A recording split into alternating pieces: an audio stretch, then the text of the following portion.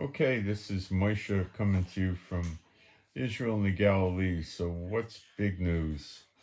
Some larger terrorists were killed in Lebanon.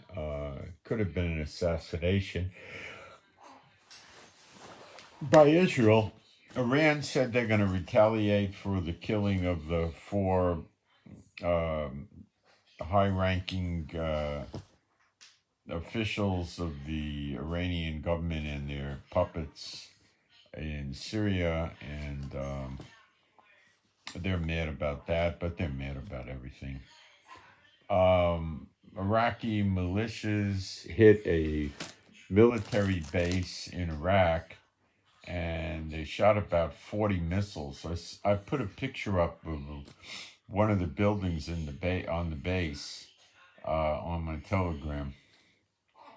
Completely devastated. The walls blown out, just the frame of the building was left.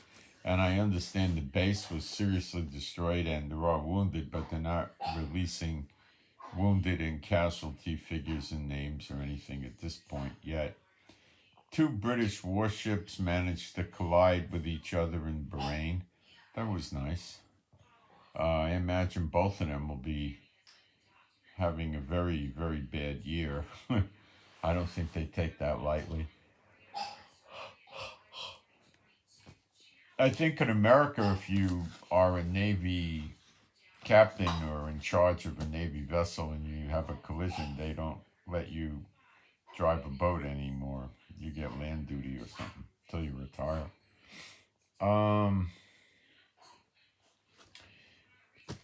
The fighting in Lebanon is going on, and we're hearing from lots of people in the Israeli government and former government officials that the war can't be won.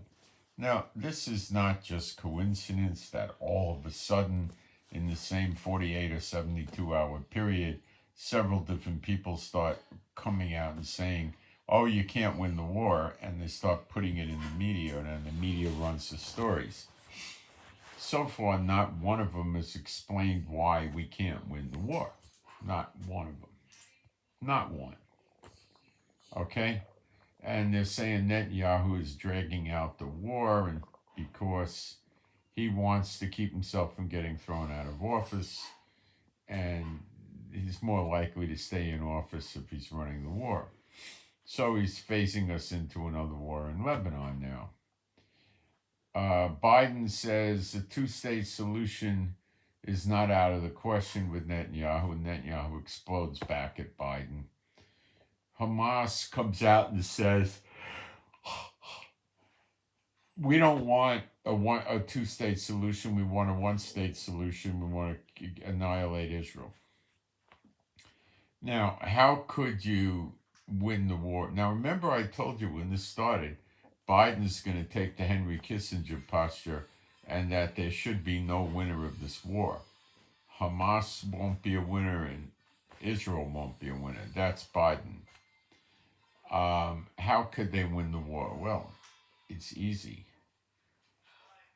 You just start blowing all the buildings up when they're operating in the buildings. Flood the tunnels, burn the tunnels, put combustibles in there, fuel, anything, burn them. Come on. Want me to sit here and read you a list of 50 ways they could get rid of the tunnels? Put toxic smoke in the tunnels. They dropped leaflets in Gaza, or some area in Gaza, telling the people that the war's not going to end until the hostages come back. How do they even know there's even 10 hostages left alive? How do they know? How do they know that? Maybe Netanyahu's using that as an excuse to keep the war going. We're going to keep searching for these hostages. They could be dead months. Maybe not, but we don't know. Look, the only thing left to do is carpet bomb them. That's it. I mean, if you pull out, they're still shooting missiles every day. So if the soldiers leave, what is it going to take? 10 days and we'll start getting missile barrages from them. We had a ceasefire with them. What happened? They woke up one day, massacred, 1,400 people and took them hostage, and then shot many thousands of rockets into Israel. There was a ceasefire going on at that time, too.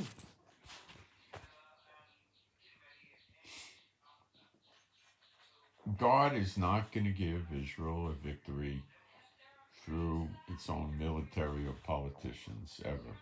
It's not going to happen. So, I mean, there's a million ways Israel could win the war. Biden won't like it. What about the people of Israel? You think they're going to like it when Hamas keeps popping rockets off at us? And all the Arabs in the world will declare that Hamas won the war? And money will flow into Hamas?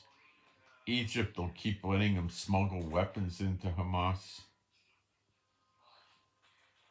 Netanyahu will keep praising that moron Mahmoud Abbas that runs the Slave for Pay program, and Biden and the European Union and the UNWRA and everybody else will keep giving him several $100 million a year so he could pay the families of the terrorists over $1,000 a month while their relative is in jail for killing innocent children and women and men. Or if he's dead, they pay it to him as long as they're able to.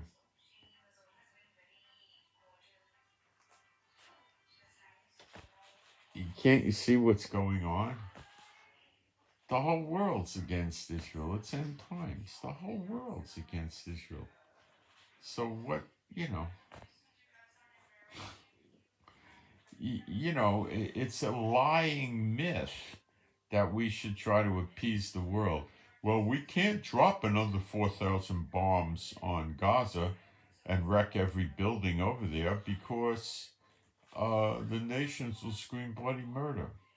So, okay, to make the nations happy, we'll let Hamas stay there and commit bloody murder on Israel, perhaps as little as a week later.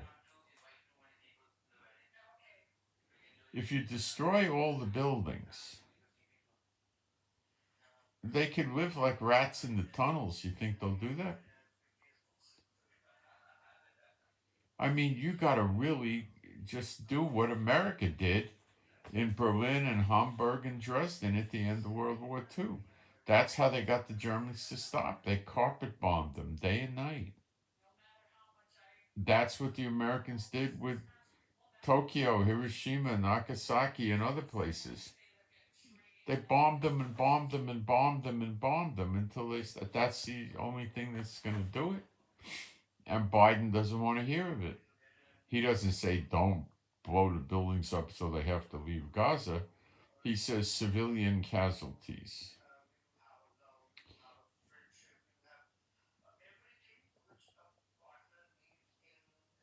And it's a joke. But we're in the end of days. The Lord's going to work, and it's not going to continue much longer. With Iran and Pakistan, looks like we're back to the races again. They didn't shoot at each other, but Iran is today conducting military exercises right by the Pakistan border, and Pakistan evacuated their troops or civilians. They evacuated somebody from the Pakistan border. Could be troops and civilians. See, I told you this thing wasn't long lasting. But they didn't start shooting at each other, just running military exercises to practice killing each other. Well, Iran's doing it, not Pakistan. So when you understand the whole world is really interested in destroying Israel completely, then you get insight. Then you start reeling all the you start realizing all the lies the government throws forth. All the governments throw forth.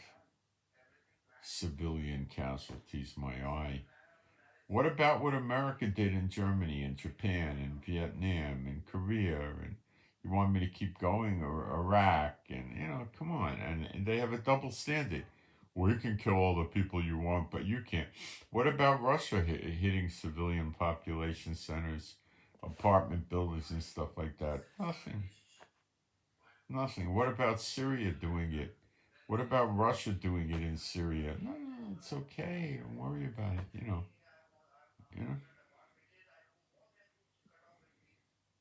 What about Yemen attacking civilian vessels, endangering lives? Is that not a war crime to just sit there and shoot missiles at boats that go by that are not warships? I mean, what? What about when Iran does it? They do it too. They capture ships, take hostages. Anybody do anything? No. Oh, it's all right. Iran's got hostages there now on boats. Nobody does anything. They don't care. It's only Israel. It's only Israel.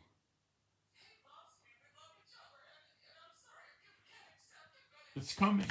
It's coming. It's building up. It's building up. The hatred for Israel is extremely high. And, you know, this is nothing new. When Hitler occupied France, France was more than cooperative to turn the Jews over. Many countries were killing Jews during the World War II days, not just Germany. There was a lot of countries doing it. They didn't care. You know? That was then. That was not now. If there is no state of Israel, if they ever annihilated it, which they didn't, which they won't, it'll never happen. What do you think would happen to the Jews living around the world? They'd have a bad persecution all over again. What do you think would happen? Of course. So, yeah, I mean, you could talk about a million ways we could win in Gaza. But Netanyahu doesn't want that. Because Biden doesn't want that.